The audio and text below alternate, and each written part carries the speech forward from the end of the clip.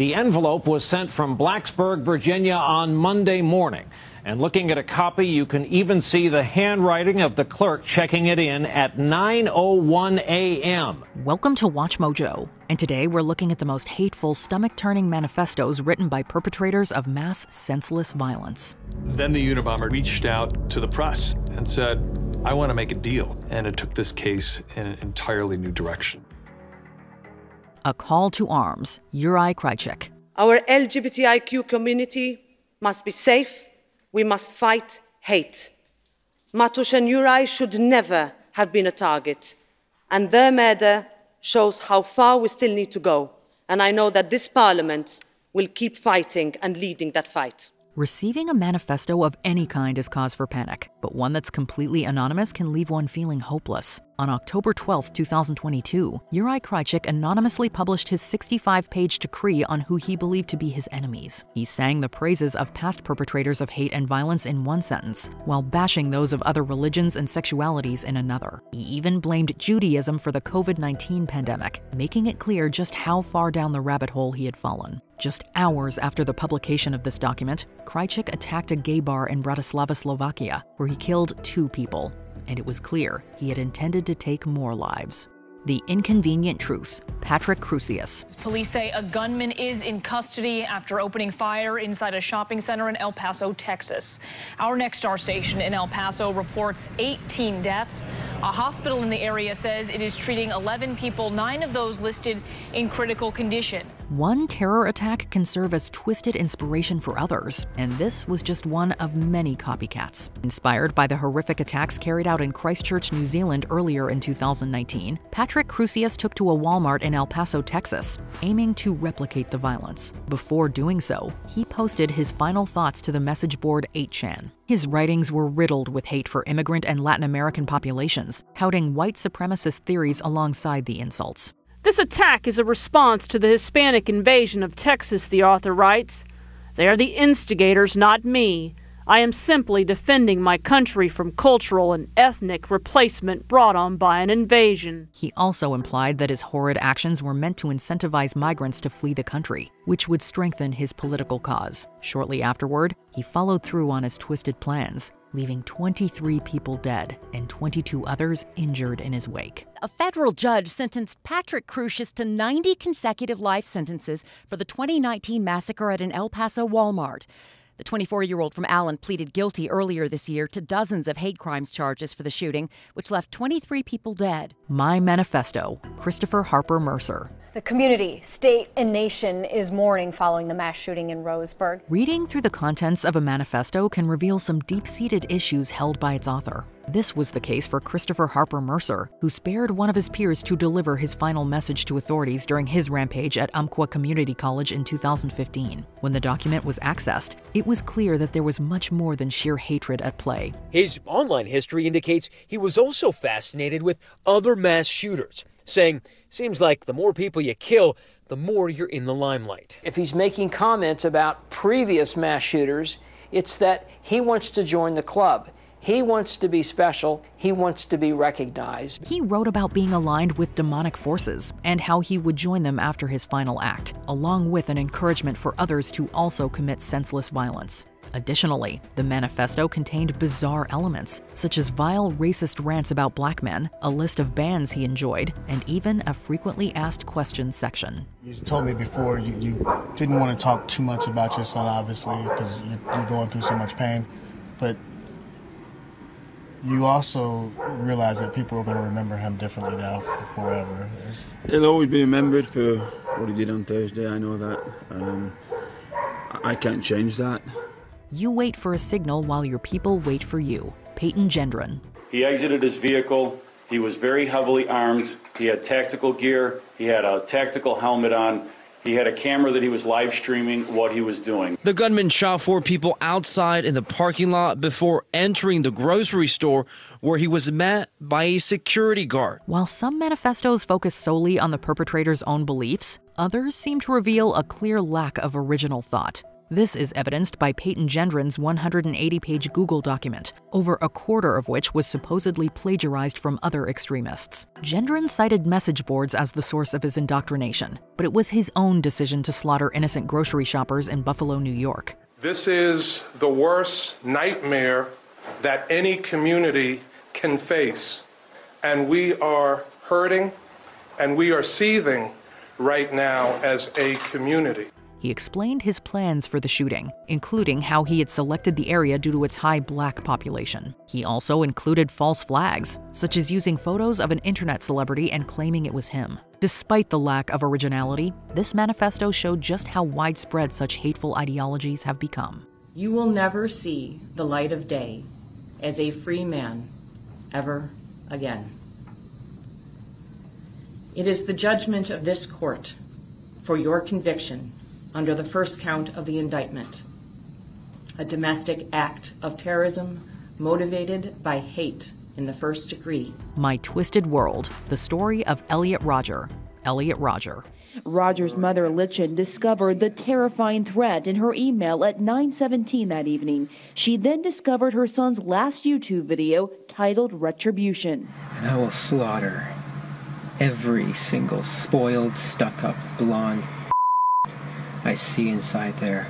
The rise of harmful ideologies has led to countless people being hurt, and he was behind one of the most insidious incidents. A college student by day and an incel vlogger by night, Elliot Rodger had no qualms about his digital footprint. Leading up to his 2014 attack in Isla Vista, he uploaded several videos and photos explaining his mindset. Alongside this visual documentation was a 137-page essay detailing his life. Rodger wrote, "All of those beautiful girls I've desired so much in my life, but can never have because they despise and loathe me, I will destroy."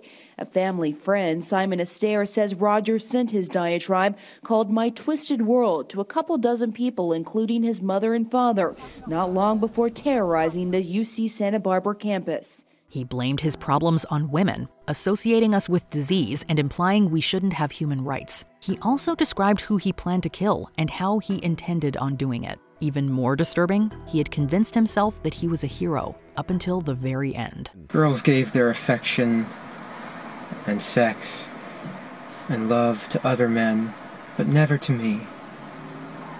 I'm 22 years old and I'm still a virgin. He was really upset about why is the world so unfair to him. Untitled, Seung-Hee Cho. You had 100 billion chances and ways to have avoided today, but you decided to spill my blood. You forced me into a corner and gave me only one option. The decision was yours. Now you have blood on your hands that will never wash off. While some people make their violent intentions known long before acting, others leave no signs until it's too late. Before carrying out 2 attacks at Virginia Tech on April 16, 2007, Seung-Hee Cho was largely unremarkable. He was often described as completely silent, with only his school assignments showing the dark recesses of his mind. There was another play about how he was going to get revenge on a teacher who had given him low marks, and so he just once again lashed out within the play with just very brutal, vulgar language. It was hard to read. On the day of the shooting, Cho mailed his multimedia manifesto to NBC News, which was delivered the following day. The package included an 1,800-word essay, photographs, and videos, in which Cho compared himself to deities and called for bloodshed in the streets. Even more unsettling, those closest to him believe the manifesto was merely a performance, meaning we may never know what he was truly thinking. Much of it is incoherent, laced with profanity. He rails against hedonism and Christianity. You just loved crucifying me. You loved inducing cancer in my head, terrorizing my heart, and raping my soul all this time. The Great Replacement, Brenton Tarrant. The Associated Press reporting that many people have been killed in a mass shooting at a mosque in the New Zealand city of Christchurch. New reports of a second mosque in the city also being attacked. Radio New Zealand reporting at least 30 people have been shot, although we don't know how badly they're injured. The proof of this document's horrid nature lies in the copycats it inspired, some of which appear on this very list. Brenton Tarrant's manifesto stands out among most, particularly due to the intentionally bizarre content found within it. Interspersed between his anti-immigration and white supremacist views were memes and false flags. Tarrant wanted to sow as much discord as possible by creating false scapegoats, such as video games and internet culture, for his attack. He called it The Great Replacement. Now, it was based on a book that's been written by a French author, René Camus, also called The Great Replacement, and his theory maintains that Europe's white majority is being actively replaced by Northern African, Sub-Saharan African immigrants, many of whom are Muslim. He included famous copypastas and even encouraged people to subscribe to various YouTubers, all while maintaining an overall hateful tone. However, the most glaring detail was his hopes of inciting a civil war. It was unlike anything authorities had ever seen, but the ironic tone has become the troubling new norm. On each of the 51 charges of murder, charges 1 to 51, you were sentenced to life imprisonment. I order that you serve the sentences without parole. On each of the 40 charges of attempted murder, charges 52 to 91, you were sentenced to concurrent terms of 12 years in prison. RTF 88, Dylann Roof. Well, did I kill him? Oh, well, I guess. I mean, I don't really know. Well, I don't know how many people or anything like that. So did you shoot him? Yes. What kind of gun did you use? A Glock 45. The internet is a double-edged sword. It gives everyone a platform to air their views, including those with hate in their hearts. Before enacting a horrific shooting at a Charleston church in 2015, Dylann Roof used the web to present his hatred to an audience. He penned an over 2,000-word essay wherein he cited the murder of Trayvon Martin as his gateway into racist beliefs. Was that your gun, or? Yes, I bought it from the gun store. Anyway, they saw it, but I just sat down because I guess they just didn't say anything. You know, and then I was sitting there and I was like, you know, just thinking about whether I should do it or not.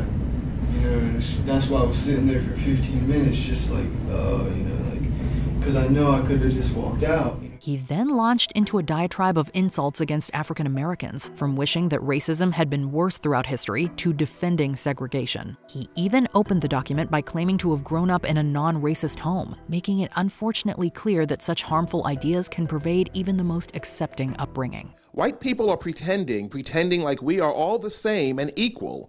I could not go another day without doing something. It was worth it. It isn't up to me anymore. I did what I could do. 2083, a European Declaration of Independence. Anders Behring Breivik.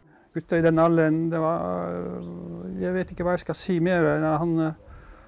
Han oppførte seg litt, han var litt innelukket og var ikke så veldig sosial på en måte.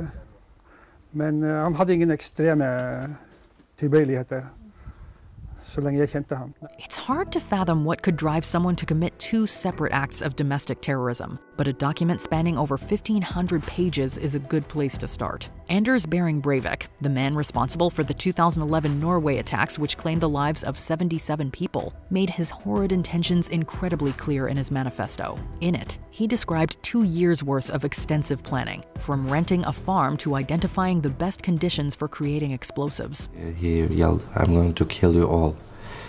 And he was very accurate on where he was shooting. Almost every shot hit something or someone. For an hour and a half, the killer scoured the island. People started to run into their tents. And when he saw which tent were just closed up, he just opened it and started shooting. Interspersed throughout his claims of progressive historical revisionism and xenophobic rhetoric were guides to both agriculture and violent acts. Though most of it was plagiarized, it has still unfortunately gone on to be revered in certain circles. Nei, jeg kommer aldri til å ha noe mer kontakt med han. Og i de verste stunder så tenker jeg at det siste han burde gjøre var at når han I stedet for å drepe så mange mennesker, så burde han ta sitt eget liv. Det sterke ord fra en far. Before we continue, be sure to subscribe to our channel and ring the bell to get notified about our latest videos. You have the option to be notified for occasional videos or all of them. If you're on your phone, make sure you go into your settings and switch on notifications. Industrial Society and Its Future, Ted Kaczynski. Along with the latest bomb, he sent 3 letters, The letter says the bombings are the work of a group that hopes to promote instability in industrial society.